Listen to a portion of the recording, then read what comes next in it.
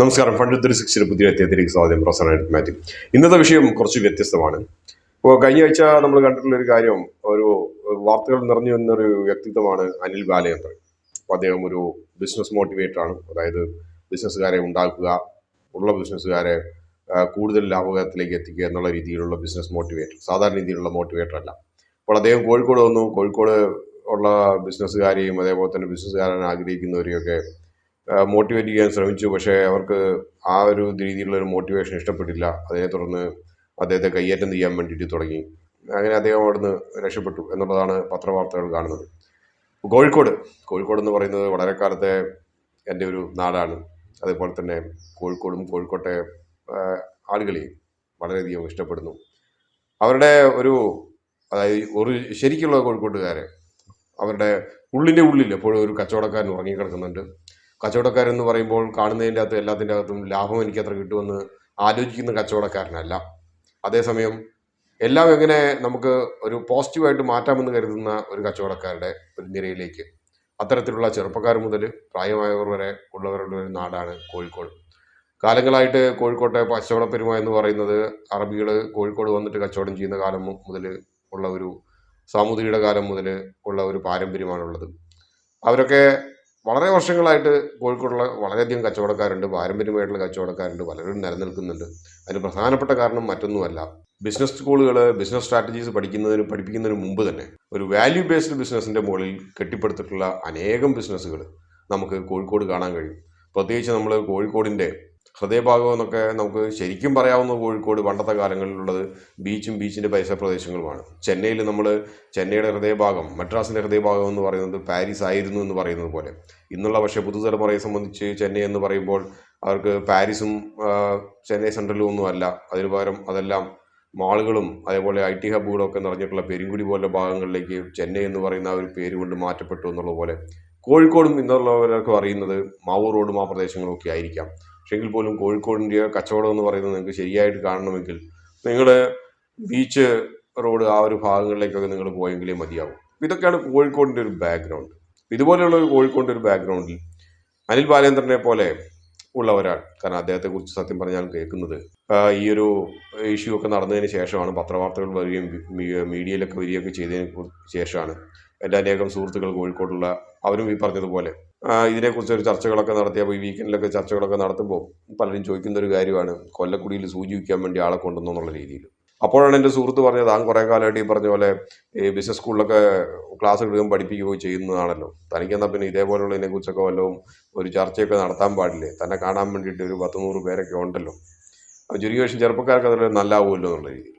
അപ്പോൾ ഇതേപോലുള്ള മോട്ടിവേറ്റേഴ്സ് പലപ്പോഴും നിലനിൽക്കുന്നതെന്ന് വെച്ച് കഴിഞ്ഞാൽ, പ്രത്യേകിച്ച് ബിസിനസ് മോട്ടിവേറ്റേഴ്സ് നിലനിൽക്കുന്നതിൻ്റെ പ്രധാനപ്പെട്ട കാരണം എന്ന് വെച്ച് കഴിഞ്ഞാൽ, നമ്മൾ സ്റ്റോക്ക് മാർക്കറ്റിനെ കുറിച്ച് നമ്മൾ പലപ്പോഴും പറയുന്ന ഒരു കാര്യം എന്ന് വെച്ച് കഴിഞ്ഞാൽ, സ്റ്റോക്ക് മാർക്കറ്റിൽ വരുന്നവരുടെ പ്രധാനപ്പെട്ട ഉദ്ദേശം എന്ന് വെച്ച് കഴിഞ്ഞാൽ പണം പെട്ടെന്ന് ഉണ്ടാക്കുക എന്നുള്ളതാണ്. അപ്പോൾ അതിൻ്റെ ആ ഒരു പണം പെട്ടെന്ന് ഉണ്ടാക്കുക എന്നുള്ളൊരു മാനസികാവസ്ഥയുടെ മുകളിൽ പച്ച പിടിച്ചു പോകുന്ന കുറേ പേരാണ് സത്യം പറഞ്ഞാൽ ഓപ്ഷൻ ട്രേഡിങ്ങിൻ്റെ ട്രെയിനേഴ്സ്. കാരണം ഇന്ന് നിങ്ങൾ 1 ലക്ഷം രൂപ ഇടൂ, നാളെ അത് 5 ലക്ഷം രൂപയാക്കി തരാം എന്നുള്ള ഒരു സ്വപ്നം അവർ വിൽക്കുന്നു. കുറേ ട്രെയിനേഴ്സ് പറയും, അങ്ങനത്തെ ഒരു വിൽപ്പനയൊന്നും ഞങ്ങൾ നടത്തുന്നില്ല, ഞങ്ങൾ റിസ്ക് മാനേജിനെ കുറിച്ച് ക്ലാസ് എടുക്കുന്നുണ്ട്. എങ്കിൽ പോലും പ്രത്യക്ഷമായോ പരോക്ഷമായിട്ടോ ഈ പറഞ്ഞ സ്റ്റുഡൻസിനെ, ലേണേഴ്സിന് നിങ്ങൾ ലഭിക്കണമെങ്കിൽ ഈ പറഞ്ഞ ഒരു സ്വപ്നം വിറ്റെങ്കിൽ മാത്രമേ ലഭിക്കുകയുള്ളൂ. ഇല്ലാത്ത രീതിയിലാണെങ്കിൽ കാര്യമായിട്ട് ആരും വരില്ല. ഇതേപോലെ തന്നെയുള്ള സ്വപ്നങ്ങളാണ് സത്യം പറഞ്ഞാൽ ഒരുമാതിരിപ്പെട്ട എല്ലാ മോട്ടിവേറ്റേഴ്സും വിൽക്കുന്നത്. അതുകൊണ്ടാണ് നമ്മൾ സാധാരണ പറയാറ്, ട്രേഡർ ആകാൻ കഴിഞ്ഞില്ലെങ്കിൽ അഥവാ ട്രേഡിങ് നഷ്ടമാണെന്ന് തോന്നിക്കഴിഞ്ഞാൽ ട്രെയിനർ ആകുന്നതാണ് ഏറ്റവും നല്ലത്. ഈ ഒരു അവസ്ഥ ഈ അനിൽ ബാലചന്ദ്രൻ്റെ ചരിത്രത്തിൽ കൂടെ പോകുമ്പോഴാണ് നമുക്ക് മനസ്സിലാവുന്നത്. കാരണം അദ്ദേഹം ഇതിനു മുമ്പ് പല ചെറിയ ചെറിയ ബിസിനസ്സുകളൊക്കെ നടത്തിയിരുന്നു എന്നാണ് ചരിത്രം പറയുന്നത്. അതുവഴി അദ്ദേഹത്തിന് കുറച്ച് കോടികളുടെ നഷ്ടവും ഉണ്ടായിരുന്നു. അപ്പോൾ അദ്ദേഹം തന്നെ പലപ്പോഴും, ഞാൻ കഴിഞ്ഞ 2 ആഴ്ചയായിട്ടാണ് അദ്ദേഹത്തിൻ്റെ വീഡിയോകളൊക്കെ കാണുന്നത്. അപ്പോൾ അതിൻ്റെ അകത്ത് അദ്ദേഹം പറയുന്നത്, ഞാൻ അതിൽ നിന്ന് കരയേറി വന്നു എന്ന് പറയുമ്പോൾ അതിനകത്ത് പ്രത്യേകിച്ച് കയറാൻ വേണ്ടിയിട്ടുള്ള കഥകളൊന്നും പറയുന്നില്ല. ആകെ അദ്ദേഹം മോട്ടിവേഷൻ ബിസിനസ് നടത്തി എന്നുള്ളത് മാത്രമേ പറയുന്നുള്ളൂ. അതായത് അതിൻ്റെ അർത്ഥം അദ്ദേഹം സാധാരണ ബിസിനസ് നടത്തി നഷ്ടപ്പെട്ടു, അതിനുശേഷം മോട്ടിവേഷൻ ബിസിനസ് നടത്തുന്നു. ഇതിനിടയ്ക്ക് ചില ചാനൽ ചർച്ചകളിൽ അദ്ദേഹത്തിൻ്റെ വിദ്യാഭ്യാസ യോഗ്യതയെക്കുറിച്ചുള്ള പല സംശയങ്ങളും ഒക്കെ പലരും ഉയർത്തിയതായിട്ടും കണ്ടു. എന്തായാലും അതൊന്നും അദ്ദേഹത്തിൻ്റെ വിദ്യാഭ്യാസ യോഗ്യതയൊന്നും നമ്മുടെ ഈ ഒരു ചർച്ചയുടെ പരിധിയിൽപ്പെടുന്ന കാര്യങ്ങളല്ലാത്തതുകൊണ്ട് അതിനെക്കുറിച്ച് നമ്മൾ ചർച്ച ചെയ്യുന്നില്ല. അപ്പോൾ അദ്ദേഹം സത്യം പറഞ്ഞാൽ ട്രെയിനിങ് കൊടുക്കേണ്ടത് മോട്ടിവേഷൻ ബിസിനസ് എങ്ങനെ നമുക്ക് സക്സസ്ഫുൾ ആയിട്ട് നടത്താമെന്നതിനെക്കുറിച്ച് മാത്രമാണ്. അല്ലാതെ ഒരു കമ്മോഡിറ്റി ട്രേഡിംഗ് നടത്തുകയോ അല്ലെങ്കിൽ സർവീസ് ഇൻഡസ്ട്രിയിൽ ബിസിനസ് നടത്തുകയോ ചെയ്യുന്ന ബിസിനസ്സുകാർക്ക് അദ്ദേഹം ക്ലാസ് എടുത്തുകൊണ്ട് ഒരു കാര്യവുമില്ല. കാരണം അവരവർ സക്സസ്ഫുൾ ആയിട്ടുള്ള കാര്യത്തെക്കുറിച്ച് മാത്രമേ നമ്മൾ ക്ലാസ് എടുത്തിട്ടോ എന്തെങ്കിലും പറഞ്ഞു കൊടുത്തിട്ടേ കാര്യമുള്ളൂ. ഉദാഹരണമായിട്ട് ഞാനിപ്പം ഒരു MBBS കാരന് കാർഡിയോളജിയെക്കുറിച്ച് ക്ലാസ് എടുത്തുകൊണ്ട് അയാൾക്ക് പ്രത്യേകിച്ചൊന്നും ലഭിക്കാനുമില്ല. ഞാനൊരു 5 മിനിറ്റ് ഹൃദയാരോഗ്യത്തെക്കുറിച്ച് ചർച്ച ചെയ്തുകൊണ്ട് അത് കേട്ടതുകൊണ്ട് പൊതുജനങ്ങൾക്ക് ഒന്നും ലഭിക്കാനില്ല. അപ്പോൾ അതാത് ആളുകളുടെ എക്സ്പെർട്ട് ഏതാണോ അതിൽ മാത്രം ക്ലാസ് എടുക്കാൻ നോക്കുക. പക്ഷേ എന്തുകൊണ്ടോ നമ്മുടെ നാട്ടിലെ ജനങ്ങൾക്ക് പലപ്പോഴും കേരളീയർക്ക് ഒരു പ്രധാനപ്പെട്ട കാര്യം കണ്ടിട്ടുള്ളതെന്ന് വെച്ച് കഴിഞ്ഞാൽ അവരുടെ സാമാന്യബോധം അവർ പലയിടത്തും പണയം വെച്ചിട്ടുള്ള ഒരു കാര്യമാണ്. അപ്പോൾ സാമാന്യബോധം പണയം വെച്ച് കഴിഞ്ഞാൽ നിങ്ങളുടെ പണം കൊണ്ട് പോകാൻ നൂറുകണക്കിന് ആളുകൾ ഇവിടെ കാത്തു നിൽക്കുന്നുണ്ടെന്നൊരു സത്യം നിങ്ങൾ മനസ്സിലാക്കുക. എപ്പോഴും ഞാൻ ട്രേഡിങ്ങിൻ്റെ ഉള്ളിലുള്ള ഗണികൾ പറയുന്ന പോലെ തന്നെയാണ് ഇവിടെയും പറയുന്നത്. അപ്പോൾ ചെറുപ്പക്കാരായിട്ടുള്ള ബിസിനസ് ആസ്പയറിങ് ബിസിനസ്സുകാർക്ക് ചെറുപ്പക്കാരായിട്ടുള്ള ഒത്തിരി പേര് ഇപ്പോൾ ഓണ്ടർപ്രണേഴ്സായിട്ട് വരുന്നുണ്ട്. ഇവരുടെയൊക്കെ മുമ്പിലേക്ക് പറയാനുള്ളൊരു പ്രധാനപ്പെട്ട കാര്യം എന്ന് വെച്ച് കഴിഞ്ഞാൽ ഇവർക്ക് കഴിഞ്ഞ കുറച്ച് കാലങ്ങളായിട്ട് ചെറുപ്പക്കാർക്ക് ഞാൻ മനസ്സിൽ കണ്ടിട്ടുള്ളൊരു കാര്യം എന്ന് വെച്ച് കഴിഞ്ഞാൽ ഇവർ കോളേജിൽ MBA കോളേജിൽ പഠിക്കുന്ന സമയത്ത് ഈ MBA കോളേജിൽ പഠിക്കുന്ന ഈ തിയറി കൊണ്ടൊന്നും നമുക്കൊരു കാര്യമില്ല എന്നുള്ളൊരു തോന്നലാണുള്ളത്. അഥവാ അങ്ങനെയാണ് സമൂഹം ഉണ്ടാക്കി വെച്ചിട്ടുള്ളത്. പക്ഷെ അതേസമയം നിങ്ങൾ മനസ്സിലാക്കേണ്ട ഒരു കാര്യം, ഇവിടെ എല്ലാ വർഷവും എല്ലാ MBA കോളേജുകളിൽ നിന്നും MBA കോളേജുകളല്ല, പ്രത്യേകിച്ച് IIMസോ അല്ലെങ്കിൽ ക്വാളിറ്റിയുള്ള പല MBA കോളേജുകളിൽ നിന്ന് ഇറങ്ങുന്നതിൻ്റെ അകത്ത് അടുത്ത കുറച്ച് വർഷങ്ങളായിട്ട് ഏകദേശം 5 മുതൽ 7% വരെ ആളുകൾ ഓണ്ടർപ്രണേഴ്സായി മാറുന്നു എന്നുള്ളൊരു സത്യം നിലനിൽക്കുന്നു. അതേപോലെ തന്നെ നമ്മൾ വലിയ വലിയ MBA കോളേജിൻ്റെ അകത്തുനിന്നോ എഞ്ചിനീയറിംഗ് കോളേജിൽ നിന്നോ അല്ലാത്ത ഗിരീഷ് മാതൃഭൂതം പോലെയൊക്കെ ഉള്ള ഒരു ഫ്രഷ് വർക്ക്സ് പോലത്തെ കമ്പനികൾ ഉണ്ടാക്കിയിട്ട് ന്യൂയോർക്ക് സ്റ്റോക്ക് എക്സ്ചേഞ്ചിൽ പോയി ലിസ്റ്റ് ചെയ്ത കഥകൾ നമ്മൾ കാണുന്നു. IIM പാസ് ഔട്ട് ആയ ഉടനെ ഓണ്ടർപ്രണർഷിപ്പ് തുടങ്ങിയിട്ട് സക്സസ്ഫുൾ ആയിട്ട് മൾട്ടി ബില്യനേഴ്സ് ആയവരെ നമ്മൾ കാണുന്നു. ഇതെല്ലാം അവർക്ക് അക്കാഡമിക്സ് നിന്ന് കിട്ടിയിട്ടുള്ള ഊർജ്ജം തന്നെയാണെന്നുള്ള സത്യം അവിടെ നിലനിൽക്കുന്നു. ഞാൻ എന്തുകൊണ്ടാണ് പ്രത്യേകിച്ച് പറയുന്നത് വെച്ച് കഴിഞ്ഞാൽ ഇങ്ങനെ നിങ്ങളുടെ അക്കാഡമിക്സിന് ഒരു വാല്യൂ ഇല്ല എന്നുള്ളൊരു തോന്നൽ ഈ സമൂഹം ഉണ്ടാക്കുകയോ അഥവാ നിങ്ങൾക്കുണ്ടാവുകയോ ചെയ്യുന്നിടത്തുനിന്നാണ് ഇതേപോലെയുള്ള മുറിവൈദ്യന്മാർ പലരും ഉത്ഭവിക്കുന്നത്.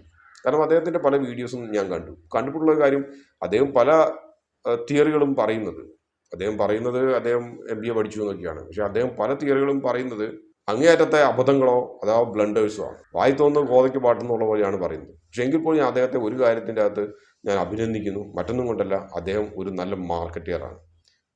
അദ്ദേഹത്തെ തന്നെ വളരെ നല്ല രീതിയിൽ മാർക്കറ്റ് ചെയ്തു. ഒരു ചെറുപ്പക്കാരനെ നല്ല രീതിയിൽ മാർക്കറ്റ് ചെയ്തിട്ട് അദ്ദേഹം കരിമ്പൂച്ചകളെയൊക്കെ ചുറ്റുപാടും നിർത്തിയിട്ടോ അല്ലെങ്കിൽ നല്ല വീഡിയോസൊക്കെ എടുത്തിട്ടോ മമ്മൂട്ടി മോഹൻലാലും വന്നിറങ്ങുന്ന പോലെയൊക്കെ എന്തു തന്നെ ആകട്ടെ, ഡിജിറ്റൽ മാർക്കറ്റിംഗ് നമ്മളിവിടെ പഠിപ്പിച്ചു കൊടുക്കുന്നുണ്ട് ഒരു കരിക്കുലമായിട്ട് തന്നെ. അപ്പോൾ അദ്ദേഹം സ്വന്തം സെൽഫ് മാർക്കറ്റിംഗ് എങ്ങനെ ചെയ്യണം എന്നുള്ളതിനെ കുറിച്ച് ഉള്ള രീതിയിൽ അദ്ദേഹം ചെയ്തു, വിജയകരമായി സക്സസ്ഫുൾ ആയിട്ട് ചെയ്തു. അപ്പോൾ അദ്ദേഹത്തിൻ്റെ അടുത്ത് സെൽഫ് മാർക്കറ്റിംഗ് ചെയ്യാൻ വേണ്ടിയിട്ടോ അല്ലെങ്കിൽ ഈ പറഞ്ഞതുപോലെ മോട്ടിവേഷൻ ട്രെയിനിങ് ബിസിനസ് എങ്ങനെ നടത്തണം എന്നുള്ളതിനെ കുറിച്ചോ ട്രെയിനിങ്ങിന് വേണ്ടി പോകുന്നതിൽ യാതൊരു തെറ്റുമില്ല. പക്ഷേ ഒരിക്കലും നിങ്ങളൊരു ബിസിനസ്സുകാരനാണെങ്കിൽ എൻ്റെ ബിസിനസ് എങ്ങനെ നന്നാക്കി കളയാമെന്ന രീതിയിൽ നന്നാകാൻ വേണ്ടിയിട്ട് ഒരിക്കലും അദ്ദേഹത്തിൻ്റെ അടുത്ത് പോകാൻ നിൽക്കരുത്. അത് സമയവും അതേപോലെ തന്നെ നിങ്ങളുടെ അധ്വാനവും പണവും നഷ്ടമായിരിക്കും. അത് കൂടാതെ നിങ്ങൾ ഒരു കാര്യം കൂടി മനസ്സിൽ വെക്കുക, നിങ്ങൾ പലപ്പോഴും മുറിവൈദ്യന്മാരുടെ അടുത്ത് പോകുമ്പോൾ സംഭവിക്കുന്ന ഒരു പ്രശ്നം, അവർ പറയുന്ന ചില കാര്യങ്ങളൊക്കെ നമ്മൾ സത്യമാണെന്ന് കരുതും. ക്യാൻസറിൻ്റെ ചികിത്സയ്ക്ക് വേണ്ടിയിട്ട് ഒറ്റമൂലിക്കാരൻ്റെ അടുത്ത് പോയിട്ട് മരുന്ന് കഴിച്ചിട്ട് അവസാനം മൂർധന്യത്തിൽ മൂർച്ഛിച്ച് കഴിഞ്ഞിട്ട് പിന്നെ അവസാനം അലോപ്പതി ആശുപത്രിയിൽ പോകുന്ന പോലത്തെ അവസ്ഥയായിരിക്കും പലപ്പോഴും ചെറുപ്പക്കാരായിട്ടുള്ള ബിസിനസ്സുകാർ ഇതുപോലെയുള്ളവരുടെ അടുത്ത് പോകുമ്പോൾ. കാരണം അവർ പറഞ്ഞ ചില കാര്യങ്ങളൊക്കെ നമുക്ക് ചിലപ്പോൾ സത്യമാണെന്ന് തോന്നും. അത് ചിലപ്പോൾ നമ്മൾ ലൈഫിൽ പ്രാവർത്തികമാക്കാൻ തുടങ്ങുമ്പോഴായിരിക്കും അത് എന്തുമാത്രം ഒരു ബ്ലണ്ടറാണെന്നും അത് നമ്മുടെ ബിസിനസ്സിനെ എങ്ങനെ കുട്ടിച്ചോറാക്കി എന്നുള്ളതും മനസ്സിലാക്കുന്നത്. ഉദാഹരണമായിട്ട് പറയുകയാണെങ്കിൽ ഞാൻ അദ്ദേഹത്തിൻ്റെ ഒരു വീഡിയോയിൽ കണ്ടു, നിങ്ങൾ ഒരിക്കലും ക്രെഡിറ്റ് കൊടുക്കരുത്. നിങ്ങളെടുത്ത് എന്തെങ്കിലും ചോദിച്ചു വന്നു കഴിഞ്ഞാൽ നിങ്ങൾ മുഖമടച്ച് പറയണം, പറ്റൂല. നമ്മളിതിനകത്ത് മനസ്സിലാക്കേണ്ട ഒരു കാര്യം, പല ബിസിനസ്സുകളും പ്രത്യേകിച്ച് കോഴിക്കോട്ടുള്ള പാരമ്പര്യ ബിസിനസ്സുകാർക്ക് മനസ്സിലാവുന്നൊരു പ്രധാനപ്പെട്ട കാര്യമുണ്ട്. അവരെ സംബന്ധിച്ച് അവരുടെ സംസ്കാരം ബിസിനസ്സിൻ്റെ മുകളിൽ നിൽക്കുന്ന ഒരു കാര്യമാണ്. കോഴിക്കോട് എന്നുള്ളത് മാത്രമല്ല, എവിടെ വേണമെങ്കിലും നിങ്ങൾ ഒരു 50 വർഷത്തിലേറെ ബിസിനസ് ചെയ്തിട്ടുള്ള ചെറിയോ വലുതോ ആയിട്ടുള്ള ബിസിനസ് ചെയ്തിട്ടുള്ള എല്ലാവരെയും നിങ്ങൾ നോക്കുക. വിജയകരമായി ഒരു 50 വർഷത്തിന് മുകളിൽ കൊണ്ടു നടക്കുന്ന ബിസിനസ്സുകാരെ നോക്കുക. അവരുടെ ഏറ്റവും വലിയ മുഖമുദ്രയോ അഥവാ അവരുടെ വിജയത്തിൻ്റെ ഏറ്റവും വലിയ രഹസ്യം എന്ന് പറയുന്നത് പലപ്പോഴും ചിരിച്ചുകൊണ്ടുള്ളൊരു മുഖവും വെൽക്കം ചെയ്യുന്ന ഷോപ്പ് കീപ്പറോ ആണ്. പലയിടത്തും ഞാൻ തമിഴ്നാട്ടിലോ അതേപോലെ തന്നെ തെലുങ്കാനയിലൊക്കെ എത്തിയപ്പോൾ ഞാൻ കണ്ടിട്ടുണ്ട്, വലിയ ഷോപ്പുകളാണെങ്കിൽ പോലും നമ്മൾ ചെന്ന് കയറുന്ന സമയത്ത് ഒരു ചിരിക്കാൻ വേണ്ടിയിട്ട് അവിടെ ഏറ്റവും ഫ്രണ്ടിലിരിക്കുന്ന ക്യാഷ്യറോ ആരെങ്കിലും ആകട്ടെ അവർ മറക്കാറില്ല. അത് വലിയൊരു സ്റ്റീൽ ബിസിനസ് ആകട്ടെ, അതിൻ്റെ അകത്താണെങ്കിൽ നമ്മൾ കാലെടുത്ത് കുത്തുമ്പോൾ അത് ചിരിക്കുന്ന ഒരു മുഖമാണ് കാണുന്നത്. അവിടെ ഒരു ആണി വാങ്ങിക്കാൻ പോവുകയാണെങ്കിലും ഇത് തന്നെയാണ് ഇരിക്കുന്നത്. ബിസിനസ്സിൻ്റെ അകത്ത് 80% ആറ്റിറ്റ്യൂഡാണ്. നിങ്ങളുടെ ആറ്റിറ്റ്യൂഡ് നല്ലതാണെങ്കിൽ നിങ്ങളുടെ ബിസിനസ് സക്സസ്ഫുൾ ആവും. ആറ്റിറ്റ്യൂഡിൻ്റെ താഴെ മാത്രമേ ഉള്ളൂ ക്യാഷ് ഫ്ലോ. ഇദ്ദേഹം പറയുന്ന പല കാര്യങ്ങളും നടക്കും. ഇന്നത്തെ കാലത്തല്ല, ഒരു 40 വർഷം മുമ്പ്. കാരണം അന്നത്തെ കാലത്ത് പലതും മോണോപ്പോളിയോ അല്ലെങ്കിൽ ഡീംഡ് ടു ബി മോണോപ്പോളി പോലത്തെ വർക്ക് ചെയ്തിരുന്ന പലതുമാണ്. ഉദാഹരണമായിട്ട് പറയുകയാണെങ്കിൽ കാറ്, അംബാസഡർ കാറ്. അന്നത്തെ കാലത്ത് കാറൊക്കെ ബുക്ക് ചെയ്ത് വർഷങ്ങൾ കാത്തിരിക്കണമായിരുന്നു. അപ്പോൾ അതുകൊണ്ട് ഒരു അംബാസഡർ കാർ ഡീലറുടെ അടുത്തോ അല്ലെങ്കിൽ അംബാസഡർ കാർ കമ്പനിയുടെ ആറ്റിറ്റ്യൂഡ് ഒട്ടും കസ്റ്റമർ ഫ്രണ്ട്ലി അല്ലെങ്കിൽ പോലും നാട്ടുകാരുടെ പുറകെ നടക്കും. പക്ഷെ ഇന്നത്തെ രീതിയിൽ അങ്ങനെയല്ല. ഇന്നത്തെ രീതിയിൽ മുട്ടുസൂചി മുതൽ എയറോപ്ലെയിന് വരെ കോമ്പറ്റീഷനാണുള്ളത്. ഇവിടെ കോമ്പറ്റീറ്റീവ് സെല്ലിംഗ് ആണ് നടത്തുന്നത്. നൂറുകണക്കിന് വെൻഡേഴ്സ് ഉണ്ട്. പലതരത്തിലുള്ള വാല്യൂ ആഡഡ് സർവീസസ് അഡീഷണൽ ആയിട്ട് ഓഫർ ചെയ്യുന്നവരുണ്ട്. അപ്പോൾ ആ ഒരു പരിതസ്ഥിതിയിൽ ഇദ്ദേഹം പറയുന്ന പല തിയറിയും വർക്കൗട്ട് ആവില്ല. അത് കേട്ടിട്ട് ബിസിനസ്സിന് വേണ്ടിയിട്ട് ഇറങ്ങിക്കഴിഞ്ഞാൽ ബിസിനസ് എന്ന് പൂട്ടാമെന്ന് മാത്രം തീരുമാനിച്ചാൽ മതി. പക്ഷെ നമ്മൾ ഇദ്ദേഹത്തിൻ്റെ പല ടോക്സും കാണുമ്പോൾ ഉള്ളത് ഈ പറഞ്ഞ പോലെ ബിസിനസ്സിൻ്റെ ഫിനാൻഷ്യൽസിനെ കുറിച്ച് അദ്ദേഹത്തിന് കാര്യമായിട്ട് വലിയ അറിവില്ല. അദ്ദേഹം അതിനെക്കുറിച്ചൊന്നും കാര്യമായിട്ട് പറയുന്നില്ല. അദ്ദേഹം ഒരു മാറ്റങ്ങൾക്ക് വേണ്ടി മാത്രമാണ് ശ്രമിക്കുന്നത്. അദ്ദേഹത്തിൻ്റെ വീഡിയോകളാകട്ടെ അദ്ദേഹത്തിൻ്റെ ട്രെയിനിങ് ആകട്ടെ മാറ്റങ്ങൾ മാത്രമാണ്. മാറ്റം എന്ന് വെച്ച് കഴിഞ്ഞാൽ നമുക്ക് അറിയാം, ഇപ്പോൾ നമ്മൾ ഒത്തിരി ഇൻസ്റ്റാഗ്രാം പ്രൊഫൈൽസൊക്കെ നമ്മൾ കാണും. ചില സ്ത്രീകളുടെയോ പുരുഷന്മാരുടെയൊക്കെ ഇൻസ്റ്റാഗ്രാം പ്രൊഫൈൽസ് കാണും. ചിലതൊക്കെ മില്യൺസ് ഉണ്ടാവും അതിൻ്റെ ഫോളോവേഴ്സും ഒക്കെ. അതിൻ്റെ പ്രധാനപ്പെട്ട കാര്യം നിങ്ങൾ എടുത്ത് നോക്കിക്കഴിഞ്ഞാൽ കാണാം, ചില സ്ത്രീകളുടെ ആണെങ്കിൽ പുരുഷന്മാരെ സ്വാധീനിക്കുന്ന രീതിയിലുള്ള ചില പിക്ചേഴ്സൊക്കെ ഇട്ടിട്ടുണ്ടാവും. പുരുഷന്മാരുടെ ആണെങ്കിൽ പലപ്പോഴും അബ്നോർമൽ ആയിട്ടുള്ള കുറച്ച് ബിഹേവിയർ ഒക്കെ കാണിക്കുന്ന പോലത്തെ ചില പുരുഷന്മാരൊക്കെ ഉണ്ടാവും. ഇങ്ങനെയൊക്കെ ഉള്ള ആ ചേഞ്ച് ആളുകൾ എപ്പോഴും ശ്രദ്ധിക്കും, നോട്ട് ചെയ്യും. അപ്പോൾ ഇദ്ദേഹത്തിനെ സംബന്ധിച്ചും അത് തന്നെയാണ്. ഈ പറഞ്ഞ പോലെ അദ്ദേഹം വളരെ അബ്യൂസീവായിട്ട് വളരെ അശ്ലീല ദ്വയാർത്ഥ പരാമർശം വരുന്ന പല പല വാക്കുകളൊക്കെ ഉപയോഗിക്കുന്നു. പബ്ലിക്കായിട്ട് കാശ് കൊടുത്തിട്ട് വരുന്നവരുടെ മുമ്പിൽ വരെ ഉപയോഗിക്കുന്നു. എന്തുകൊണ്ട്? കാരണം അവിടെ മാറ്റം. മറ്റുള്ള എല്ലാ ട്രെയിനേഴ്സും സാധാരണ രീതിയിൽ വളരെ ആഢ്യത്വം നിറഞ്ഞ ഭാഷയിൽ സംസാരിക്കുമ്പോൾ ഇദ്ദേഹം ചീത്ത വിളിച്ചു കഴിഞ്ഞാൽ 10 പേര് ശ്രദ്ധിക്കുമെന്നുള്ളത് കൊണ്ടാണ്. അപ്പോൾ ആ ഒരു ചേഞ്ച് അദ്ദേഹത്തിൻ്റെ ട്രെയിനിങ്ങിൽ അദ്ദേഹം കൊണ്ടുവന്നുകൊണ്ടാണ് ഇത്രയധികം മാധ്യമ ശ്രദ്ധ നേടുന്നത്. ട്രെയിനിങ്ങിനകത്തുള്ളവർക്ക് പലർക്കും അറിയായിരിക്കും, കേരളത്തിൽ തന്നെ വളരെ നല്ല രീതിയിൽ ട്രെയിനിങ് നടത്തുന്ന നൂറുകണക്കിന് വളരെ നല്ല ട്രെയിനേഴ്സ് ഉണ്ട്. പക്ഷെ അവർക്കൊന്നും ഇത്രയധികം മാധ്യമ ശ്രദ്ധ പലപ്പോഴും ഉണ്ടാകാറില്ല.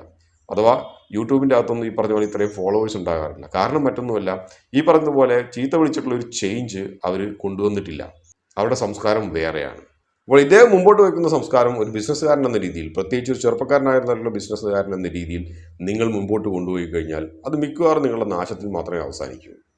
മറ്റൊരു കാര്യം അദ്ദേഹം പറഞ്ഞത് ഞാൻ ശ്രദ്ധിച്ചുള്ള കാര്യം എന്ന് വെച്ച് കഴിഞ്ഞാൽ, ഞാൻ സോഷ്യൽ മീഡിയയിൽ നിന്ന് കിട്ടുന്ന എല്ലാ വരുമാനവും ഞാൻ ഈ പറഞ്ഞ പോലെ ഞാൻ ഈ ചീത്ത വിളിക്കുന്നു, നിങ്ങൾ എന്നെ തിരിച്ച് ചീത്ത വിളിക്കുന്നു, അത് എൻ്റെ വീഡിയോകളുടെയൊക്കെ റീച്ച് കൂടുന്നു. അപ്പോൾ റീച്ച് കൂടുന്നതോടുകൂടി കൂടുതൽ പണം എനിക്ക് ലഭിക്കുന്നു. ഇങ്ങനെ കിട്ടുന്ന പണമെല്ലാം ഞാനൊരു ഓർഫനേജിനാണ് നൽകുന്നതെന്നുള്ളത്.